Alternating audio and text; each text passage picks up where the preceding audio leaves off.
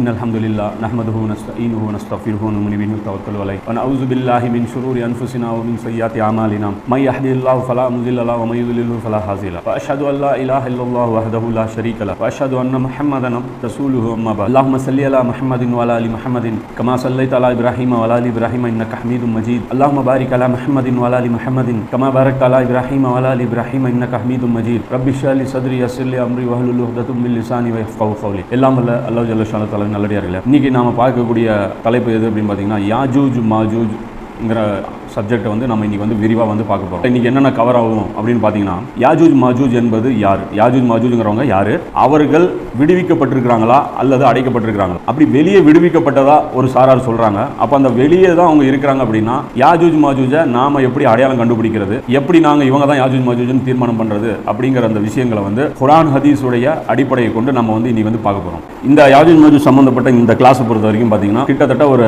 2-3 மணி நேரங்கள் பிடிக்கக்கூடிய அளவுக்கு ஒரு பெரிய ஒரு கிளாஸ். இந்த வீடியோ வந்து நீங்க கொஞ்சம் கொஞ்சமாவது நீங்க நேரம் கிடைக்கும் போது படிப்படியாக அதை கவனிச்சு நீங்களும் ஆய்வு செய்யற நோக்கத்தில் பார்த்தீங்கன்னா மட்டும்தான் இந்த சப்ஜெக்ட் உங்களுக்கு என்னங்கிறது புரியும். அதே மாதிரி சிலர் பார்த்தீங்கன்னா இந்த யூடியூப்ல வீடியோஸ் பார்க்குறவங்க எல்லாருமே ஒரு அவசரம் 2 நிமிஷத்துல விஷயத்தை புரிய வைக்கணும், 10 நிமிஷத்துல புரிய வைக்கணும் அப்படின்னா அவர் ஏன்னா மார்க்கம் அப்படிங்கிறது உங்களுடைய மறுமை வாழ்க்கைக்கான ஒரு அஸ்திவாரம் போடக்கூடியது. உங்களுடைய ஒரு லைஃப்ல நீங்க செட்டில் ஆகுறது அப்படின்னு பார்த்தீங்கன்னா இஸ்லாம் சொல்லக்கூடியது மறுமையில தான். அப்போ வாழ்க்கையில செட்டில் ஆகிறதுக்காக ஒரு அடித்தளத்தை தான் நீங்க இந்த பூமியில அமைக்கிறதுக்கு வந்திருக்கீங்க. இந்த இடத்துல அல்லாஹ்வுடைய மார்க்கத்தை கத்துக்கிறதுக்கு நீங்க நேரத்தை ஒதுக்க மாட்டீங்க அப்படின்னா உங்களுக்கு தான் அது இழப்பா அமையுமே தவிர மற்றபடி வந்து அல்லாஹ்வுக்கும் அல்லாஹ்வுடைய மார்க்கத்திற்கும் எந்த ஒரு பிரச்சனையும் இது கிடையாது. இதை உணர்ந்துக்கணும் முதல்ல. ஏன்னா 5 நிமிஷம் 10 நிமிஷத்துல புரிய வைக்கிற சப்ஜெக்ட் இது கிடையாது. அதே நான் ஒரு 5 நிமிஷத்துல சொல்றேன், யாஜூஜ் மாஜூஜ் வெளியே வந்துட்டாங்க, இதோட நம்ப போறீங்களா, அந்த ஹதீஸுக்கு பதில் சொல்லுங்க, இந்த ஹதீஸுக்கு பதில் சொல்லுங்க, இந்த ஆயத்துல இப்படி இருக்கேன்னு கேட்பீங்க. சோ அதனால தான் இதை முழுசா கவர் பண்ணும்போது நேரம் வந்து நமக்கு தேவைப்படுது. சும்மா வந்து ஒரே ஒரு ஹதீஸை வச்சு நம்ம வந்து ஜவ்வில் இழுத்துட்டு இருக்கிற மாதிரி இந்த ஒரு கிளாஸ் வந்து நம்ம செட் பண்ணலாம். இதுல சொல்லப்படுற விஷயங்கள் எந்த அளவுக்கு இருக்குது அப்படிங்கறத நீங்களே பாத்தீங்கன்னா உங்களுக்கு புரியும். உங்ககிட்ட வந்து 3 மணி நேரம் இல்ல 2 மணி நேரம் இல்ல அப்படின்னா இதுக்கு நான் வந்து பாத்தீங்கன்னா கிட்டத்தட்ட 400 மணி நேரம் 500 மணி நேரம் செலவு பண்ணி தான் இதை எடுக்கிறோம். உங்களுடைய 3 மணி நேரம் 2 மணி நேரம் உங்களுக்கு பெருசா தெரிஞ்சதுன்னா அதை விட பெருசு என்னுடைய நேரங்கிறதை நீங்க மனசுல வச்சீங்க.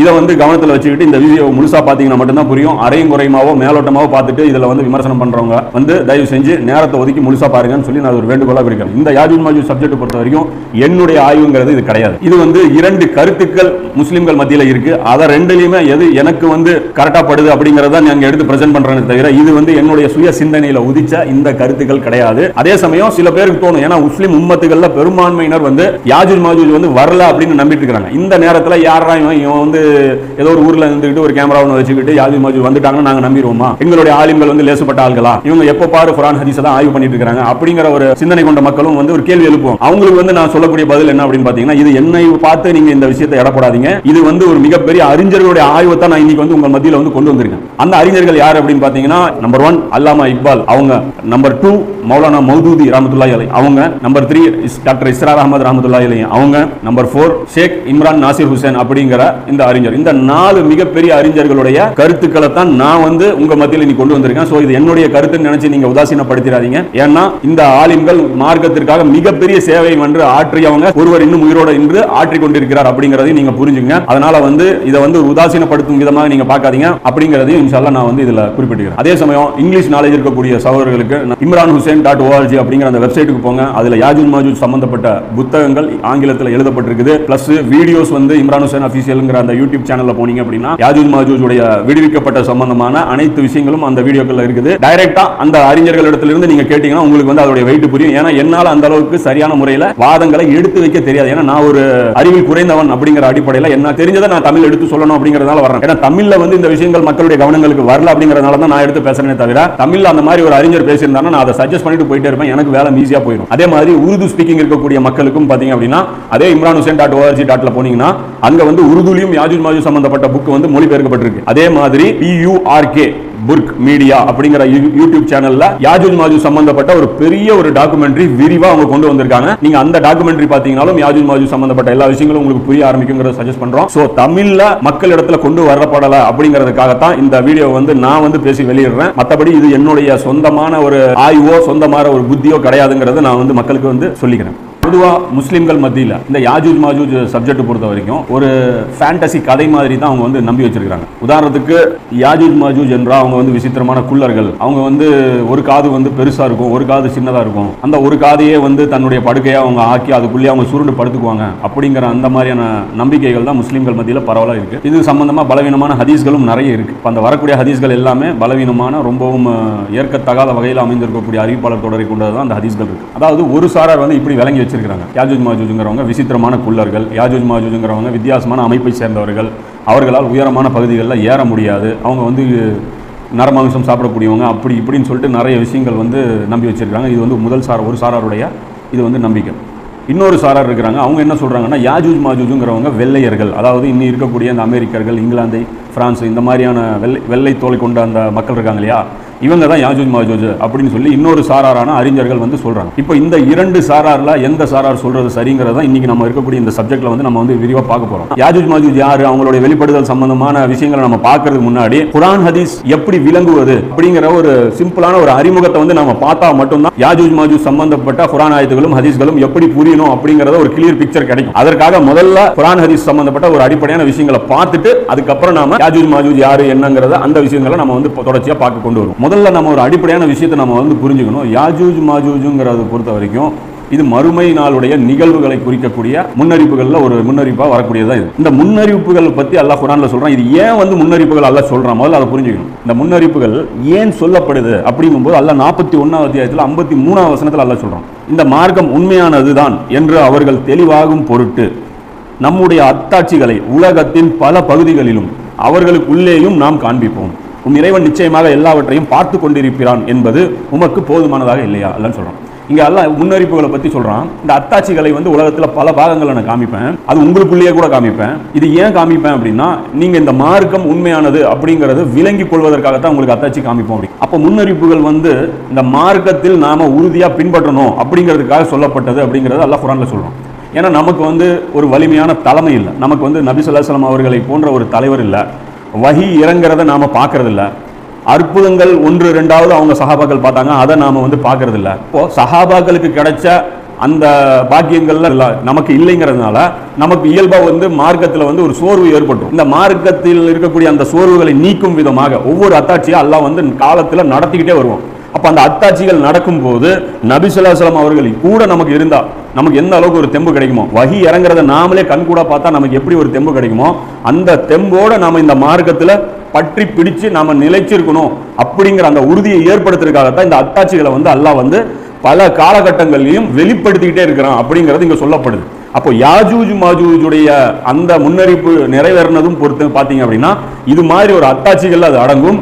பெரிய அடையாளங்கள்லையும் ஒரு அடையாளம், அதாவது 10 பெரிய அடையாளங்கள்ல மறுமை நாளுடைய பெரிய அடையாளங்கள்ல யாஜூஜ் மாஜூஜுடைய வருகையும் ஒன்று அப்படிங்கறத நாம வந்து முதல்ல புரிஞ்சுக்கணும். இந்த யாஜூஜ் மாஜூஜ் சம்பந்தமான கற்பனை கதைகள்ல நாம ஏன் போய் விழுந்திருக்கிறோம் அப்படின்னா மார்க்கத்தையே நாம வந்து ஒரு கற்பனையாகவும் ஒரு விளையாட்டாகவும் நம்ம எடுத்துக்கிட்டதுனால இது ஒரு அம்புலிமாமா கதை மாதிரியே யாஜூஜ் மாஜூஜ் விஷயத்தை நம்ம புரிஞ்சு வச்சிருக்கோம். அதனால கதை மாதிரி யாரு பிரசன்ட் பண்றாங்களோ அதையே தான் நாமளும் விரும்புறோம். ரியாலிட்டியா ஃபேஸ் பண்றதுக்கு நாம தயார் இல்லை அப்படிங்கிறது தான் இந்த யாஜூஜ் மாஜூஜ் சம்பந்தப்பட்ட இந்த சப்ஜெக்ட்ல முஸ்லிம்கள் மத்தியில் இருக்கக்கூடிய குழப்பங்களுக்கு காரணம். இன்னும் பாத்தீங்க அப்படின்னா மார்க்கத்துல வந்து எந்த ஒரு விஷயத்தையும் நாம வந்து செயல் ரீதியா கடைபிடிக்கிற எண்ணமே நமக்கு இருக்கிறது இல்லை. எல்லாமே ஒரு நம்பிக்கைகளா மட்டுமே தான் நம்ம பார்த்து பழக்கம். நாம வந்து நம்முடைய காலகட்டத்தில் இருக்கக்கூடிய தீமைகளை தடுக்கிறதுக்கு எந்த ஒரு முயற்சி செய்ய வேண்டியதில்லை. நபி ஸல்லல்லாஹு அலைஹி வஸல்லம் அவங்களும் சஹாபாக்கள் அவங்களும் தீமையை தடுத்ததா நம்பினாலே போதும்னு நினைச்சிட்டு இருக்கிற ஒரு கற்பனை உலகத்தில் வாழ்ந்துட்டு இருக்கிற ஒரு ஆட்கள் தான் நாம. அதே மாதிரி யாஜூஜ் மாஜூஜ் வருகையை நம்பினா போதும் அப்படிங்கிற மாதிரி ஒரு கற்பனையில வாழ்ந்துட்டு இருக்கிறதுனால நாம வந்து யாஜூஜ் மாஜூஜ் சம்பந்தப்பட்ட ரியாலிட்டியை எடுத்து சொல்லக்கூடிய அறிஞர்களை நாம பெருசா எடுத்துக்கிறது இல்லை. அடுத்த விஷயம், ஒரு முக்கியமான விஷயத்தை நம்ம பார்த்துக்கணும். என்னன்னா முன்னுள்ள அறிஞர்கள் யாருமே வந்து யாஜூஜ் மாஜூஜ் சம்பந்தப்பட்ட வசனங்களுக்கு இப்படி வந்து பொருள் கொடுக்கலையே, அதாவது நீங்க வந்து கொடுக்கக்கூடிய பொருள் புதுசா இருக்குது, இது வந்து அந்த காலத்து அறிஞர்களுக்கு ஏன் தெரியல, இந்த வெள்ளைக்காரர்கள் தான் யாஜூஜ் மாஜூஜ் அப்படின்னா அது வந்து ஏன் அந்த காலத்திலே இருக்கக்கூடிய வாழ்ந்த மக்கள் சொல்லல அப்படிங்கிற ஒரு கேள்வி இயல்பா எழும். அது வந்து பாத்தீங்க அப்படின்னா முற்கால அறிஞர்கள்னால அதை சொல்ல முடியாது. ஏன்னா அந்தந்த நிகழ்வுகள் நடக்கும் போதுதான் அது புரியும். இதுதான் குறிக்கும், இந்த வசனத்துடைய பொருள் இந்த நிகழ்வோட தான் குறிக்குது அப்படிங்கிறது அந்த காலத்தில் இருக்கக்கூடிய மக்களால் மட்டும்தான் புரிஞ்ச முடியும். முன்னாடியே வாழக்கூடிய மக்களுக்கு அது புரியாது. ஆனால் நபி ஸல்லல்லாஹு அலைஹி வஸல்லம் அவங்களுக்கு மட்டும்தான் புரியும். சஹாபாக்களே கூட அது மாதிரியான விஷயங்களை தவறா புரிஞ்சிருக்கக்கூடிய சில உதாரணங்களை நம்ம குறிப்பிடுவோம். அதை வச்சே நீங்க புரிஞ்சுக்கலாம். முன்னறிப்புகள் பொறுத்த வரைக்கும் அது நடக்கும் போதுதான் அதனுடைய ஒரிஜினலான மீனிங் வந்து நமக்கு தெரியுமே தவிர முன்கூட்டியே நாம வந்து ஒரு விஷயத்தை கற்பனை பண்ணிக்கிட்டு அது அப்படிதான் நடக்கும்னு நம்ம தீர்மானம் பண்ண முடியாது. இதை பற்றி அல்லாஹ் குர்ஆன்ல சொல்றான், ஒவ்வொரு செய்திக்கும் நிகழ்வதற்கு ஒரு காலத்தை நாம் நிர்ணயித்துள்ளோம், இதை பின்னர் அறிந்து கொள்வீர்கள். அதாவது அந்த காலத்தை தான் நீங்க அறிந்து கொள்ள முடியுமே தவிர இப்போது அறிய முடியாதுங்கிறதுல இந்த வசனத்துல வந்து அல்லாஹ் வந்து கொண்டு வரும். இது பாத்தீங்கன்னா 6வது அத்தியாயத்துல 67வது வசனத்துல அல்லாஹ் சொல்றான், லிகுல்லி நபையின் முஸ்தகர்ருன் வஸௌஃப தஅலமூன், அது பின்னர் தான் நீங்கள் அறிந்து கொள்வீர்கள் அப்படின்னு சொல்லி அல்லாஹ் சொல்றோம். குர்ஆன் ஹதீஸுக்கு நாம வந்து சில நவீன விளக்கங்களை வந்து கொடுக்கும்போது நம்புறதுக்கு வந்து பொதுமக்கள் வந்து தயங்குறாங்க. அது ஏன் அப்படி அந்த தயக்கம் இருக்குது அப்படின்னு பாத்தீங்கன்னா, தற்காலத்தில் இருக்கக்கூடிய மக்களிடத்துல குர்ஆனை படிக்கும் அறிவு மட்டும்தான் இருக்கிறத தவிர குர்ஆனை வந்து ஒவ்வொரு வசனமாக சிந்திச்சு அதோடைய பொருள் என்ன சொல்லப்படுது அப்படிங்கிற அந்த எண்டு வரைக்கும் முயற்சி பண்ணுவதே கிடையாது. எண்டு வரைக்கும் யாருனால போக முடியாது. ஆனா அதுக்குண்டான முயற்சி கூட நம்ம என்ன பண்றதில்ல. இது வந்து ஒரு முக்கியமான ஒரு குறைபாடு மக்கள் மத்தியில் இருக்கிறதுனால நாம சொல்லக்கூடிய விஷயங்கள் வந்து புரிவதற்கு சிரமமாக அவங்க எடுத்துக்கிறாங்க. ரெண்டாவது என்ன பார்த்தீங்கன்னா, பலவீனமான ஹதீஸ்களை யாஜூஜ் மாஜூஜுடைய முன்னறிப்புகள் சம்பந்தப்பட்ட விஷயங்களுக்கு ஆதாரமா அவங்க எடுத்துக்கிறாங்க. அதனாலையும் பலவீனமான ஹதீஸ்கள் வந்து தடையா இருக்குது. நாம வந்து சொல்லக்கூடிய விஷயங்களை வந்து புரிஞ்சுக்கிறதுக்கு பலவீனமான ஹதீஸ்கள் தடையா இருக்கிறதுனால இவர் கற்பனையிலவே மக்கள் வாழ வேண்டிய ஒரு சூழ்நிலையில் வந்து தள்ளப்பட்டது. இன்னொன்று என்ன பார்த்தீங்கன்னா, யாஜூஜ் மாஜூஜ் சம்பந்தப்பட்ட இந்த குர்ஆன் ஆயத்துகளுக்கும் ஹதீஸ்களுக்கும் விளக்கம் தரக்கூடிய மக்களை மட்டமாகவும் இழிவாகவும் பார்க்கறது, தங்களுடைய அறிஞர்களை ரொம்ப உயர்வா பார்க்கறது, தங்களுடைய அறிஞர்களுக்கு மட்டும்தான் அறிவு இருக்கு, மற்ற யாருமே வந்து முட்டாளுக அப்படிங்கிற அந்த ஒரு எண்ணத்தின் காரணமாக நாம சொல்லக்கூடிய விஷயங்கள் வந்து மக்களுக்கு வந்து புரியுதில்லை. அப்போ இதெல்லாம் நீக்கினா மட்டும்தான் உங்களுக்கு வந்து புரியும். நீங்கள் ஆய்வு செய்தால் மட்டும்தான் புரியுமே தவிர நான் சொல்றதை கேட்டாலும் உங்களுக்கு புரியாது. நீங்களும் சுயமாக சிந்திச்சு விளங்கி அதை ஆய்வு செய்தால் மட்டும்தான் உங்களுக்கு புரியுங்கிறது நம்ம வந்து இந்த இடத்துல சொல்லிக்கணும். இதை பற்றி அல்லாஹ் குர்ஆன்ல 29வது அத்தியாயத்துல கடைசி வசனம் 69வது வசனத்துல அல்லாஹ் சொல்றான், மேலும் எவர்கள் நம்முடைய வழியில் முயற்சிக்கிறார்களோ நிச்சயமாக அவர்களை நேரான வழிகளில் நாம் செலுத்துவோம், நிச்சயமாக அல்லாஹ் முஹ்சினீன்களிடம் இருக்கின்றான். அல்லாஹ் சொல்றான், நம்முடைய வழியில நீங்க முயற்சி பண்ணாதான் நான் உங்களுக்கு நேரான வழியில செலுத்துவேன் அப்படின்னு சொல்லி அல்லாஹ் சொல்றான். சோ நீங்களும் ஆய்வு செய்வதற்கு முயற்சி செய்தால் மட்டும்தான் உங்களுக்கு வந்து இது சம்பந்தமான விளக்கம் கிடைக்கும் அப்படிங்கிறத புரிஞ்சுங்க. தயவு செஞ்சு ஒரு நடுநிலையான ஒரு ஆய்வு கண்ணோட்டத்தோட இந்த வீடியோவை பார்த்தீங்கன்னா உங்களுக்கு இன்ஷா அல்லாஹ் விஷயங்கள் புரிய ஆரம்பிக்கும். அடுத்தது இந்த விஷயத்தை புரிஞ்சுக்கிறதுக்கு தடையா இருக்கக்கூடிய இன்னொரு காரணத்தையும் நம்ம வந்து பார்த்துக்கணும். நபி ஸல்லல்லாஹு அலைஹி வஸல்லம் அவர்கள் இந்த பூமியில் ஏன் வந்தார்கள்ங்கிற அந்த விஷயம் உங்களுக்கு புரிஞ்சா மட்டும்தான் யாஜூஜ் மாஜூஜுடைய சப்ஜெக்ட் உங்களுக்கு புரியும். ஏன்னா யாஜூஜ் மாஜூஜ் சம்பந்தப்பட்ட இந்த இரண்டாவது கருத்து இருக்குல்ல, இது வெள்ளையர்களை தான் குறிக்கும் அப்படிங்கிறது, இதை சொல்லக்கூடிய அறிஞர்கள் எல்லாருமே நபி ஸல்லல்லாஹு அலைஹி வஸல்லம் அவருடைய வருகையை சரியாக புரிந்தவர்கள். இதை எதிர்க்கக்கூடியவர்கள் பெரும்பான்மையானவர்கள் பார்த்தீங்கன்னா நபி ஸல்லல்லாஹு அலைஹி வஸல்லம் அவங்களுடைய அந்த வருகையுடைய அந்த நோக்கத்தை மறுப்பவர்களாக இருக்கக்கூடியதா நம்ம வந்து பார்க்கிறோம். உதாரணத்துக்கு நபி ஸல்லல்லாஹு அலைஹி வஸல்லம் உடைய வருகை ஏன் அப்படிங்கிறது பார்த்தீங்கன்னா அந்த ஒரு சின்ன வீடியோ கூட நம்ம வந்து சூப்பர் முஸ்லிம்ல போட்டிருப்போம். நபி ஸல்லல்லாஹு அலைஹி வஸல்லம் ஏன் வந்தார்கள் அதில் போய் நீங்க பாருங்க. அது கூட ஒரு போதுமானதா இருக்கும். இன்ஷா அல்லாஹ் வேணா கூட அது முழுசா ஒரு வீடியோவா கூட அதை வெளியிடுவோம். அப்போ முதல்ல ஒரு விஷயம் நம்ம புரிஞ்சுக்கணும், இஸ்லாம்ங்கிறது ஒரு மதம் கிடையாது, ஒரு முழுமையான வாழ்க்கை நெறி. அந்த நெறி அரசியல், பொருளாதாரம் எல்லாவற்றுக்கும் உள்ளடக்கிய ஒரு வாழ்க்கை இஷ்டம் அப்படிங்கறத புரிஞ்சுக்கணும். இதெல்லாம் புரிஞ்சவனுக்கு மட்டும்தான் யாஜூஜ் மாஜூஜுடைய இந்த வசனங்களும் இந்த முன்னறிவிப்புகளும் புரியும். ஏன்னா இஸ்லாம்ங்கிற மதம் இருக்குல்ல, ஒரு வணக்க வழிபாடுகள் மட்டும் கொண்ட ஒரு தொகுப்பா நம்ம ஆக்கி வச்சிருக்கிறோம்ல, இதுக்கு எந்த காலத்திலுமே ஆபத்தே கிடையாது. இது வந்து இன்னைக்கு வந்து இருக்கக்கூடிய ஜனநாயக முறைப்படி கூட என்ன சொல்றாங்க, மத உரிமைங்கிறது ஒவ்வொருத்தரும் உடைய தனிப்பட்ட விவகாரம். அதுல வந்து அரசாங்கமா இருக்கட்டும் யாருமே வந்து இன்னொருத்தர் வந்து வெளியிலிருந்து நாங்க வந்து தலையிட மாட்டோம் அப்படின்னு சொல்லி அவங்க சொல்லிடுறாங்க. அப்போ அதுக்கு எந்த ஒரு ஆபத்தும் கிடையாது, அதுக்கு ஒரு த்ரெட்னிங்கும் கிடையாது, அதுக்கு முன்னறிவிப்பும் தேவை கிடையாது. அது பாட்டுக்கு நீங்க பாட்டுக்கு ஒரு பகுதியில் பிறக்கலாம், நீங்க பாட்டுக்கு வணக்க வழிபாடுகளை செஞ்சு நீங்க பாட்டுக்கு மரணிக்கலாம், அது ஒரு விஷயமே கிடையாது.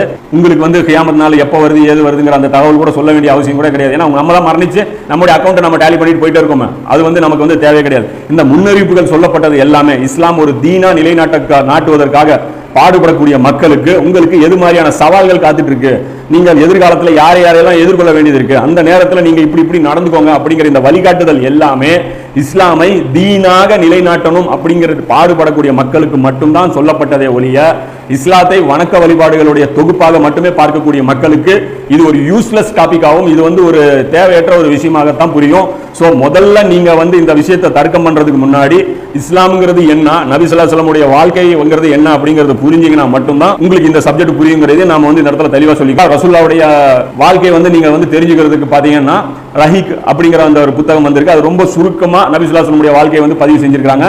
அந்த புத்தகத்தை வந்து சகோதரர்கள் வந்து படிங்க. அப்போ நபி ஸல்லல்லாஹு அலைஹி வஸல்லம் வாழ்க்கை எதை நோக்கி பயணிச்சது, நபி ஸல்லல்லாஹு அலைஹி வஸல்லம் எதற்காக வாழ்ந்தாங்க, நான் சஹாபாக்கள் கொடுத்த தியாகங்கள்லாம் எதற்காக அப்படிங்கிறது உங்களுக்கு புரியும். அதாவது ஒரு சிஸ்டமாக, எப்படி கம்யூனிசம் ஒரு சிஸ்டமாக, கேபிட்டலிசம் ஒரு சிஸ்டமாக இருக்கிறதோ அது மாதிரி இஸ்லாம் ஒரு சிஸ்டமாக நிலைநிறுத்தணும் அப்படிங்கிறதுக்காக நபி ஸல்லல்லாஹு அலைஹி வஸல்லம் பாடுபட்டாங்கிறது உங்களுக்கு புரிஞ்சாதான் யாஜூஜ் மாஜூஜ் அந்த சிஸ்டத்துக்கு எதிராக அந்த ஒரு ஆபத்துங்கிறது தான் புரிஞ்சுக்கணுமே தவிர இஸ்லாம்ங்கிற ஒரு மதத்துக்கு அவர்கள் எதிரானவர்கள் கிடையாது. இஸ்லாம் சொல்லக்கூடிய சிஸ்டத்துக்கு மாற்றாக வேலை செய்யக்கூடியவர்கள் தான் அந்த யாஜூஜ் மாஜூஜ்ங்கிறத நீங்க புரிஞ்சுக்கணும். சோ இந்த விஷயம் முதல்ல புரிஞ்சாதான் இந்த யாஜூஜ் மாஜூஜ் விஷயமா இருக்கட்டும், தஜ்ஜாலுடைய விஷயமா இருக்கட்டும், எல்லாமே உங்களுக்கு வந்து புரியும். இது ஒரு அடிப்படையான விஷயமாச்சு. அடுத்த விஷயம் பாத்தீங்க அப்படின்னா, குர்ஆன் பொறுத்த வரைக்கும் ஹதீஸும் பொறுத்த வரைக்கும் நமக்கு வந்து சில பயிற்சிகளை வந்து கொடுக்குது. நேரடியான வார்த்தைகளை கொண்டு குர்ஆன் வழிகாட்டுற அந்த வேலையும் செய்யுது. சில மாற்று பொருள் தர வேண்டிய தேவை ஏற்படக்கூடிய வசனங்கள் வார்த்தைகளை கொண்டும் நம்மளை வழிநடத்துது. இந்த பயிற்சியை ஏன் தரப்பட்டது அப்படின்னு பார்த்தீங்கன்னா, நம்முடைய அறிவு மேம்பட்டு நாம வந்து நேரடியாக சொன்னா மட்டும்தான் புரியக்கூடிய ஒரு தரத்தில் இல்லாம மறைமுகமா ஒரு ஜாடையா சொன்னாலே புரிஞ்சிக்கக்கூடிய அளவுக்கு நாம அறிவுல மேம்படணும் அப்படிங்கிற ஒரு நோக்கத்திற்காக இறைவன் வந்து குர்ஆன்ல சில வார்த்தைகள் வந்து சில இடங்கள்ல வந்து நமக்கு பயிற்சி கொடுக்குறான். அதே மாதிரியான பயிற்சியை நபி ஸல்லல்லாஹு அலைஹி வஸல்லம் அவங்களும் நமக்கு வந்து கொடுத்திருக்காங்க. அதுல சில உதாரணங்களை வந்து நம்ம பார்த்துக்கலாம். ஏன்னா இந்த யாஜூஜ் மாஜூஜ் சம்பந்தப்பட்ட முன்னறிவிப்புகளும் பாத்தீங்கன்னா அது மாதிரியான ஒரு கோட் வேர்டு முறையில் நிறைய சொல்லப்பட்டிருக்குது. தஜ்ஜாலுடைய அந்த முன்னறிவிப்புகளும் பாத்தீங்க அப்படின்னா கோட் வேர்டு முறையில வந்து பயன்படுத்தப்பட்டிருக்குது. சோ அந்த சிம்பலிசம், அந்த கோட் வேர்ட்ஸ் அப்படின்னு இருக்கு இல்லையா, அதெல்லாம் நம்ம வந்து குர்ஆன்ல இருந்து ஒரு ட்ரைனிங்கா நமக்கு வந்து முன்னாடியே சொல்லப்பட்டிருக்குங்கிறத கவனத்தில் வச்சுக்கணும். உதாரணத்துக்கு 2வது அத்தியாயத்துல 187வது வசனத்துல அல்லாஹ் சொல்றான், கருப்பு கயிறிலிருந்து வெள்ளை கயிறு வெளிப்படும் வரை உண்ணுங்கள் பருகுங்கள் அப்படிங்க. அதாவது இது வந்து சஹர் நேரத்தை குறிப்பிடக்கூடிய ஒரு வசனம்.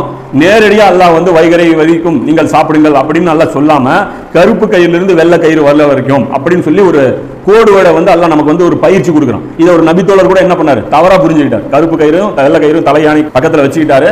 அதுல இருந்து அது வெளிப்படுதான்னு பார்த்தாரு. அப்புறம் காலையில போய் நபி ஸல்லல்லாஹு அலைஹி வஸல்லம் கிட்ட கேட்டதுக்கு இல்ல கருப்பு கயிறுங்கிறது இரவை குறிக்கும், வெள்ளை கயிறுங்கிறது பகலை குறிக்கும், பகலுடைய அந்த ஓரம் தொடஞ்சிருச்சுனாலே இந்த சஹருடைய நேரம் வந்து முடியுதுன்னு அர்த்தம் அப்படின்னு ரசூலுல்லாஹ் விளக்கம் கொடுக்குறாங்க. சோ இது ஏன் அல்லாஹ் வந்து வேற வார்த்தைகளை கொண்டு நம்மளை வந்து பேசுறான் அப்படிங்கறத நாம சிந்திச்சு பார்த்தோம்னா இது நமக்கு ஒரு கொடுக்கப்படுற பயிற்சி அப்படிங்கறத நாம புரிஞ்சுக்க முடியும். அதே மாதிரி இன்னொரு வசனத்துல பாருங்க, 2:223 அல்லாஹ் சொல்றான், உங்கள் மனைவியர் உங்களுக்கு விளை நிலங்கள் அப்படின்னு சொல்லி அல்லாஹ் சொல்றான். நீங்கள் விரும்பியவாறு நீங்கள் வந்து உங்கள் விளை நிலங்களுக்கு செல்லுங்கள் அப்படின்னு சொல்லி சொல்றான். இதுவும் பாருங்க, விளை நிலம் அப்படின்னா நாம வந்து விளை நிலம்னு எடுத்துக்கணுமா, எடுத்துக்க கூடாது. வேணும்னே அல்லாஹ் நமக்கு வந்து ஒரு சில பயிற்சி கொடுக்கணும் அப்படிங்கிறதுக்காக இந்த மாதிரியான வார்த்தைகளை போட்டு நம்மளை வந்து அல்லாஹ் வந்து ட்ரெயின் பண்றதை நம்ம வந்து பார்க்க முடியுது. அதே மாதிரி நபி ஸல்லல்லாஹு அலைஹி வஸல்லம் பாத்தீங்கன்னா ஒரு காலகட்டம் வரும், அந்த காலகட்டத்தில் இப்படி நடக்கும்னு சொல்லி அந்த ஒரு ஹதீஸ் பெருசு, அந்த ஹதீஸ்ல சொல்லுவாங்க. சொல்லிட்டு கடைசியா சொல்லுவாங்க, அந்த நேரத்தில் வஹன் ஏற்பட்டுவிடும், முஸ்லிம்களுடைய உள்ளத்துல வஹன் ஏற்பட்டுவிடும். இது இப்னு மாஜால வரக்கூடிய இந்த ஹதீஸ். அப்ப வஹன்னா என்ன அப்படின்னு சொல்லி நபி ஸல்லல்லாஹு அலைஹி வஸல்லம் கிட்ட சஹாபாக்கள் கேட்கும்போது மரண பயம் அப்படின்னு சொல்லி நபி ஸல்லல்லாஹு அலைஹி வஸல்லம் சொல்றாங்க. அப்ப மரணத்தை பற்றிய பயத்தை வந்து குறிப்பிடுறதுக்காக நபி ஸல்லல்லாஹு அலைஹி வஸல்லம் அது வரைக்கும் சஹாபாக்கள் கேள்விப்படாத ஒரு புது வார்த்தையை வந்து நபி ஸல்லல்லாஹு அலைஹி வஸல்லம் வந்து பயன்படுத்துறாங்க. இதெல்லாம் ஏன் ரசூலுல்லாஹ் செய்யறாங்க அப்படின்னா ஒரு பயிற்சி நமக்கு கொடுப்பதற்காக. உதாரணத்துக்கு இந்த டாவின்சி கோடுன்னு ஒரு படம் வந்தது. அந்த படத்துல பாத்தீங்கன்னா அந்த கிரிப்டெக்ஸ் அப்படின்னு சொல்லி ஒரு இது வரும். அதை ஓபன் பண்றதுக்கு அந்த பெண்ணுக்கு வந்து அந்த தாத்தா ஒரு குட்டி பொண்ணு இருக்கும். அந்த குட்டி பொண்ணு பெருசாகி அது வந்து சுவிஸ் பேங்க் லாக்கர்ல இருக்கக்கூடிய அந்த கிரிப்டெக்ஸை அதை ஓபன் பண்ணணும் அப்படிங்கிறதுக்காக குழந்தையிலிருந்தே பாத்தீங்கன்னா அதுக்கு ஒரு பயிற்சி கொடுப்பாரு. அந்த கிரிப்டெக்ஸ் வந்து எப்படி வந்து அந்த நம்பர் லாக் போட்டு ஓபன் பண்றதுன்ட்டு அது ஒரு விளையாட்டு மாதிரி சொல்லி கொடுப்பாரு. இது அதோட மறந்துடும்.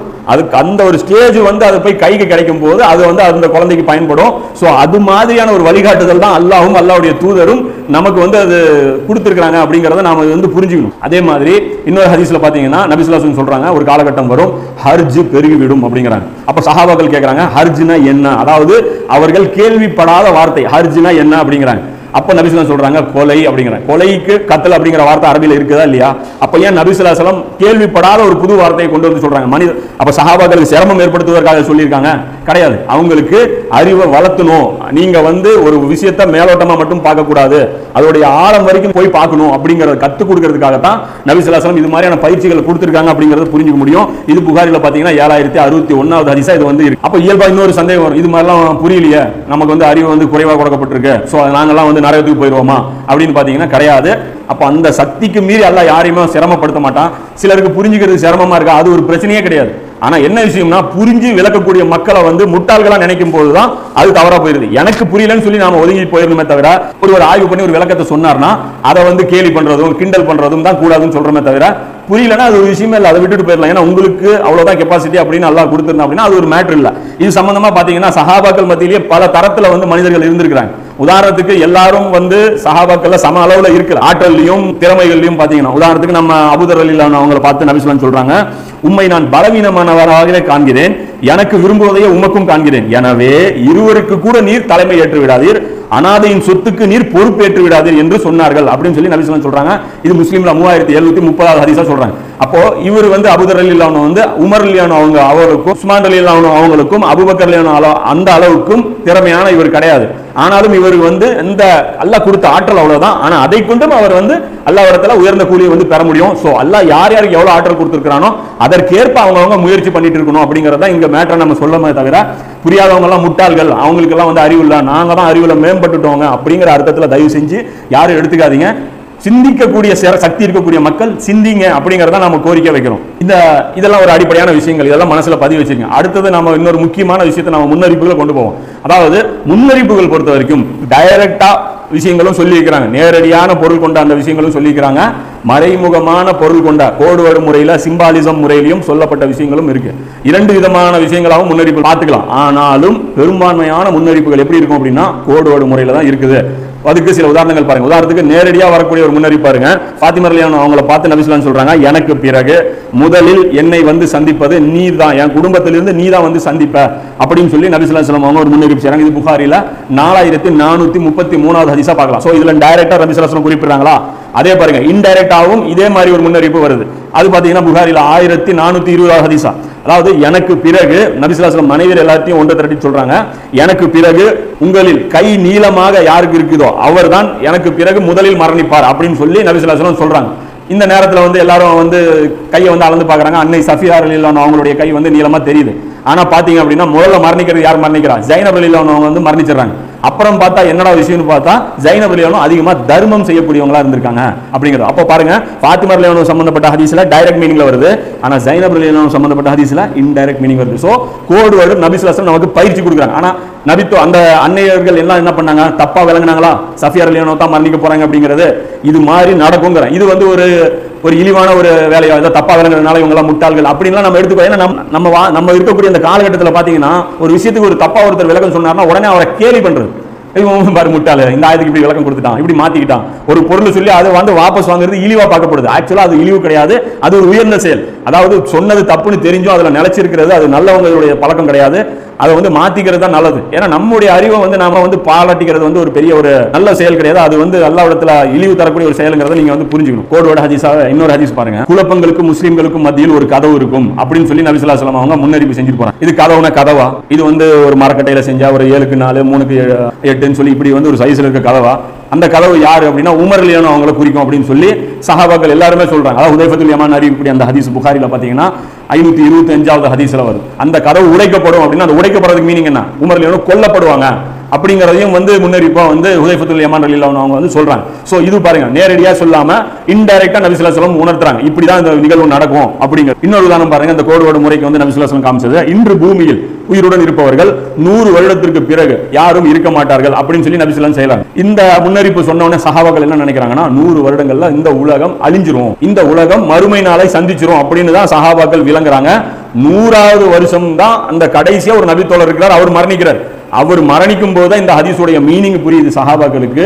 ஓ, இது அந்த நாள் வந்து பூமியில வாழ்ந்த மக்களை மட்டும்தான் குறிக்கும், இது உலக அழிவை வந்து குறிக்காது அப்படிங்கிறது. அப்ப 100 வருஷம் அந்த ஹதீஸுக்கு தவறா விளக்கம் கொடுக்கப்பட்டிருக்கு சஹாபாக்கள் மத்தியில். அந்த கடைசியா அந்த நிகழ்வு நடக்கும் போது தான் அது தெரியுது இந்த ஹதீஸ்க்கு இதுதான் மீனிங் அப்படிங்கிறது. சோ முன்னறிப்புகள் பொறுத்த வரைக்கும் இப்படித்தான் ஆரம்ப காலத்துல அந்த காலகட்டத்துக்கு தகுந்த மாதிரி விளக்கங்கள் சொல்லப்பட்டுக்கிட்டே வரும். அதே மாதிரி தான் யாஜூஜ் மாஜூஜ் சம்பவத்துக்கும் பல விளக்கங்கள் சொல்லப்பட்டே வரும். ஒரு கட்டம் வந்து சில நிகழ்வுகள் நடக்கும், அந்த நிகழ்வுகளை பார்த்ததுக்கு அப்புறம் நமக்கு உறுதியாயிரும் இல்ல இதுதான் அந்த வசனத்துடைய மீனிங், இதுதான் அந்த ஹதீஸ்களுடைய மீனிங் அப்படிங்கிறது. அப்போ இதெல்லாம் வந்து ஒரு உதாரணமா சொல்லிருக்கோம். இன்னும் நிறைய உதாரணங்கள் வேணாலும் சொல்லுவோம். இன்ஷா அல்லாஹ் அறிவுடைய மக்களுக்கு ஒரு சில உதாரணங்களே போதும், சிந்திச்சு பாருங்க அப்படிங்கிறதுக்காக நம்ம இதை கொண்டு வரோம். இந்த 100 வருஷம் அந்த ஹதீஸ் சொன்னோம் இல்லையா, அதோட நம்பர் பாத்தீங்கன்னா புகாரில 116வது ஹதீஸா இந்த ஹதீஸ் வந்து கொண்டு வரப்பட்டிருக்கு. இது வரைக்கும் பாத்தீங்கன்னா முன்னறிப்புகள்ங்கிறது எதுக்காக சொல்லப்பட்டது? நபி ஸல்லல்லாஹு அலைஹி வஸல்லம் அவர்கள் நமக்காக எந்த விதமான பயிற்சியை கொடுத்துட்டு போனாங்க, குர்ஆன் வந்து எந்த மாதிரியான பயிற்சியை வந்து நமக்கு வந்து கொடுத்துருக்குது, ஒரு விஷயம் நேரடியாக சொன்னால் மட்டும்தான் புரியும் அப்படிங்கிற அளவுக்கு நம்மளை வந்து இருக்கக்கூடாது அப்படிங்கிறதுக்காக அல்லாஹ்வும் அல்லாஹ்வுடைய தூதரும் நமக்கு எது மாதிரியான பயிற்சிகளை கொடுத்துருக்காங்க அப்படிங்கிறத நம்ம பார்த்தோம். கோட்வேர்டு முறையில் தான் பெரும்பான்மையான முன்னறிவிப்புகள் வந்து சொல்லப்பட்டிருக்குது. அது நேரடி அர்த்தங்களில் பார்த்தோம் அப்படின்னா அது நமக்கு வந்து குழப்பத்தை தரும் அப்படிங்கிறதையும் நம்ம வந்து இது வரைக்குமான ஒரு உதாரணங்களை வச்சு நம்ம பார்த்தோம்.